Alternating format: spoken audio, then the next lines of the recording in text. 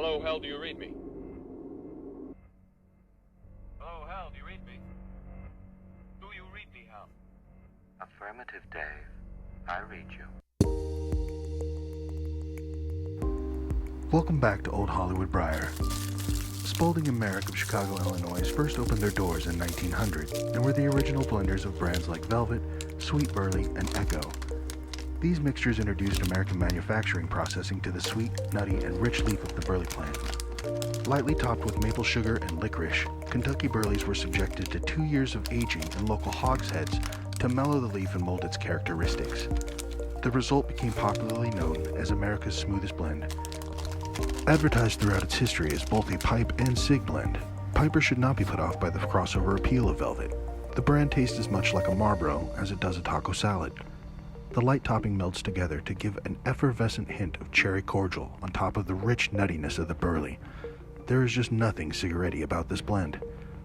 According to the Artful Codger, the Velvet brand became so popular that at one point in its history, the parent company purchased control of the entire U.S. licorice market in order to secure pricing for the ingredient.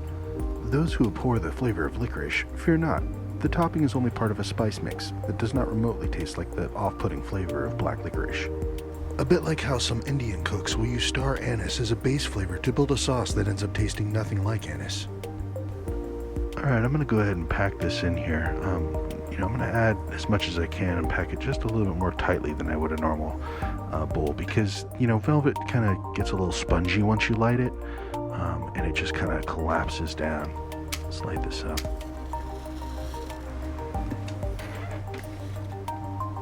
There you go. And you can see, it just takes the match really well. It just goes right up. You can just see that oily leaf just soaking up that flame. And so right off the bat, you're going to get the sweetness and the smoothness that everyone is talking about. Rich burleys fill the mouth with billowy white clouds, and the liquor / maple sugar / spice mixture climbs a Jacob's ladder of flavors, from the nutty and earthy burley base to the mid-range of the sweetened maple sugar, and then the effervescent back end of that cherry ambrosia flavor that is not reported by everyone. And there's no added cherry topping. This is just something that a few people who have tried Velvet have mentioned. As you make your way down into the bowl, you begin to see why it became such a market staple. I would like to say some people look down on the OTC blends, but if you think about it, they became OTC blends because they became so popular. They became popular because they were good, well-priced, and functional. The functional part being unlike Prince Albert or Half and Half, you can burn a dozen bowls of this stuff in 30 minutes and still pull sommelier duty at a 5-star restaurant the next day. It's really that smooth. In fact, I really could have used a pouch last night. I smoked through this one in about 10 minutes and haven't had a chance to order any more yet. I have an actor friend who came home late last night, slightly toasted. He had been out on a date with one of the actresses from that old show Baywatch. Anyway, he got home at 2:30 in the morning and wanted to share a bit of the sweet Virginia leaf. He's normally a cig man, so I offered him a pipe of 3 sales. We got to talking about blondes and Baywatch, and he went through about 4 bowls of 3 sales in 30 minutes, burning the bejesus out of his mouth. I haven't had the chance to really show him how to use the breathe method, etc. But Velvet could have prevented that. So if you're just starting out and looking for a smooth blend to check out, you might want to consider America's Smoothest. I don't know if they still do the hogshead aging. The company has changed hands several times over the 100+ years of the brand's history. According to Jim Inks, the famous T-word reviewer, Velvet hasn't been as consistent over the century as Sir Walter Raleigh, but in my opinion, it stayed gold pony boy, and I certainly pick it up in the 10 formation. And, one of the things that I find intriguing about the hobby is the collecting of vintage materials used in the craft. You can see that, I've got those ancient bronze drying trays. I really dig the old velvet tins, so I've got some of those tins as well. Being able to hold history in your hands, some of these tins are quite old. If you know the specific dates of manufacture on these tins, please let us know below. I'm going to create a private club that will allow me to share some of the trinkets and nomenclature of the craft that I've collected over the years with fellow hobbyists. This first tin we're looking at here is one of the earliest in the Velvet collection, as it was made by Spalding and Merrick. It's a limited edition Christmas design. I have two of them you can see on the sides here. I'm going to be putting them into the private club to help fund the channel. The second pocket tin, I believe, is from the 1960s. Hopefully we can draw the attention of like the old codger, and he can help us out with dating some of these tins here. But this artwork is just beautiful. This larger one and the pocket tin are the legit Myers era. The large tin is, I believe, the second release in the line. We can read some of the nomenclature here. Velvet never really dries out, by the way, because of the P&G in there, because it's an OTC blend. After the nuclear holocaust, in that far-off dystopian future, the only thing that's left will be Twinkies, cockroaches, and moist, plump tins and pouches of velvet, far off into the next millennia. That will come in handy, as you will see at the end of this video. We're going to take a brief peek at the science of human immortality. If any of you have watched the groundbreaking Ghost in the Shell series, you'll recall that most of the future cyborgs imbibe a little of the sweet leaf. Right now, let's turn back the page to old Hollywood and come down with me to the front row at the Chinese theater. Here we're going to listen to a conversation with leading man Keir Dullea from Stanley Kubrick's classic 2001, A Space Odyssey. He gave his last autograph to me that night, pictured here. Keir is going to be the gentleman you see here on the right. You know, we're in the pod, and we think we turned him off or he can't hear us when I'm talking with the other astronaut about disconnection. Rotate the pod, please, Hal. I don't think he can hear us. And he reads our lips. And from his point of view, that's like being murdered. That's like being killed. Well, as far as I know, no 9,000 computers have been disconnected. Well, no 9,000 computers ever found out before. That's not what I mean.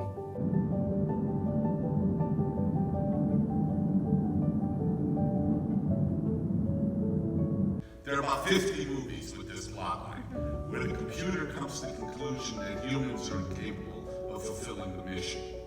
Well, that could be too. I think, but the thing that sets him off, I think, is hearing about the disconnection, because that's what we're talking about. Yeah, they'll kill him. They're going to kill him. Open the pod bay doors, Hal. I'm sorry, Dave. I'm afraid I can't do that. It might be interesting to everybody. Throughout this whole experience of living with this film throughout these 50 years, one of the most common questions, what does this film mean? What is the ultimate meaning of this film? And I just thought that Stanley gave an answer once, which I think is kind of interesting. He said, when you listen to Beethoven's Fifth Symphony, in words, what's it about? What does it mean?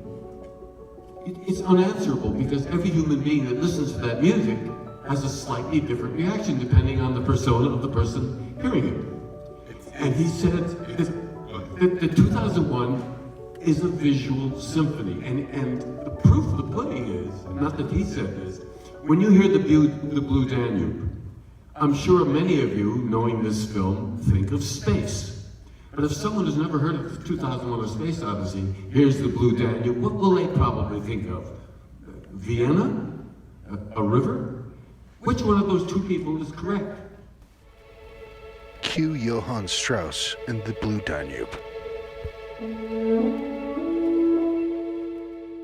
I have my own theories. Everyone has their theories. I've read all the books. What do you think happened? Well, mine is probably more mundane because I had a script, you know, and my own interpretation was the fact that this film, in part, is about transitions. We see the first transition where primitive man discovers the first weapon, and that is the first sign that there's going to be a major change. And that just continues at the end of the film. It's yet another major change. And But what happens to Bowman? This is what I always thought. Okay. Tell me how wrong I am. I always thought once he experiences this, trip, that the alien intelligence behind the monolith, he's in that sort of strange kind of Hilton hotel. Yeah. That weird, and he lives his entire life out.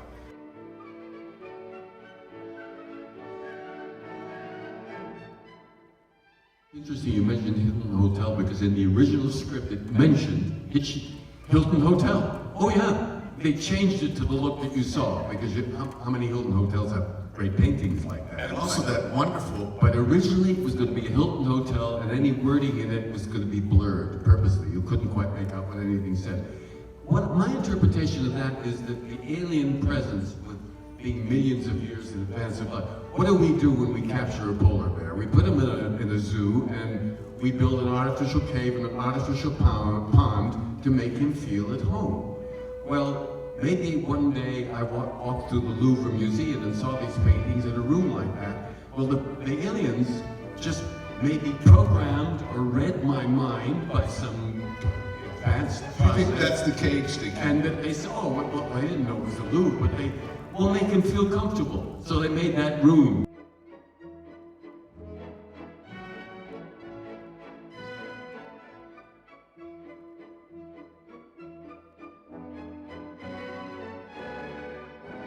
But it's really a metaphor. I don't think it's a literal room. It's a metaphor for the transformation from the human that I am when I begin that transformation to the fetus at the end. Which is what? The next stage, just as what's going to happen after the Moon Watcher, which is the name of the ape. What's going to be the next step? Well, the next step is what we see in the center part of the movie, which is modern man. You know, I'm going to interject right here and note that this interviewer did a great job, but the next question he asked after that was how long it took to shoot the film. He didn't press Keir to explain that he had stopped at the explanation of only 3/4 of what he had been trying to say. The first part of the movie, when the ape finds the weapon, that's the transition to modern man, he says. The interviewer then asks how long it takes to make the film, when he should have asked, well, what is the last transition? The last transition seen here, as Keir on his deathbed points at the monolith in his chamber and then is apparently reborn as some kind of star child.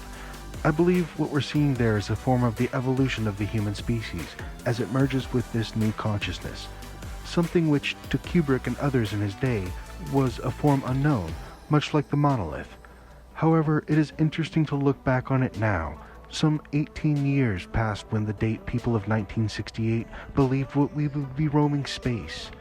There is an emerging theory in popular science that doctors are beginning to treat death as a solvable problem like disease, meaning basically that technological advances like artificial and robotic organs will keep people alive a lot longer, to the point where they will nearly cure death. Here's Yuval Harari, Barack Obama's favorite author, talking in a video about the end of death. Are you referring to developments such as the Google, the plans to do away with death?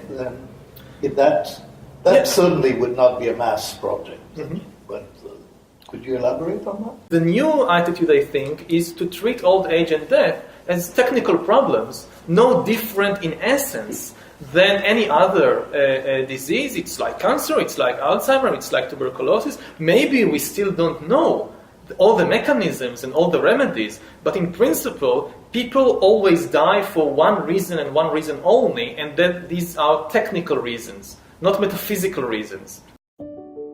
Immortality. Now how about that for some science nonfiction? As long as we can keep from creating the killer robots or blowing ourselves up, maybe we could be zipping around in star cruisers one day, huh? Kubrick, my friend, you were only off by a couple of years. It's a nice dream until you read in the Bible about how it says one day men will wish for death, but they won't be able to die, which sounds horrible. The future we create is up to you. Well, thanks for watching Old Hollywood Briar. I hope you enjoyed this adventure on the anniversary of our trip to the moon. I've met Buzz Aldrin a few times. His story about how his life fell apart with drugs and alcohol after returning from the moon is a sobering one, literally. And I've heard him tell it himself. He's a really great guy with giant hands that could crack walnuts. And thanks for watching Old Hollywood Briar. Don't forget to subscribe and hit that bell so you get notification when we drop a new video. And if you liked this video, give us the thumbs up. Stay smoky, my friends.